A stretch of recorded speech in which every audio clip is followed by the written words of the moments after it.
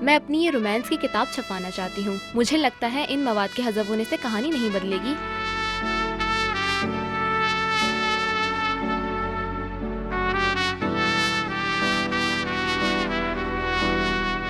Please تشریف رکھیے. معاف کیجیے گا، لگتا ہے میں غلط جگہ آ گئی. خدا حافظ.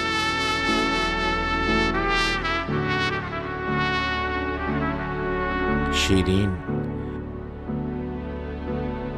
ڈنر پر چلنے سے پہلے میں تم سے کچھ بات کرنا چاہتا ہوں.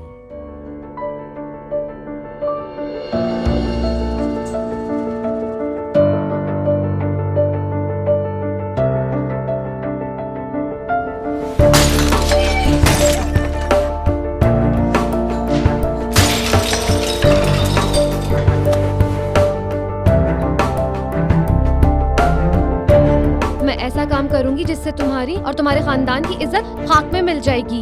اس کے پیچھے کوئی خاص آدمی ہے یا اس کی سوچ؟ اپنے دل کی بات کس سے جا کر کہوں میں؟ افسوس ہے کہ وہ تو مجھے پہچان گئے، لیکن آپ شوہر ہوتے ہوئے بھی مجھے نہیں پہچان پائے. تو پھر میرے ساتھ کیوں؟ کوئی حق نہیں ہستی کے بارے میں اس طرح بولنے کا.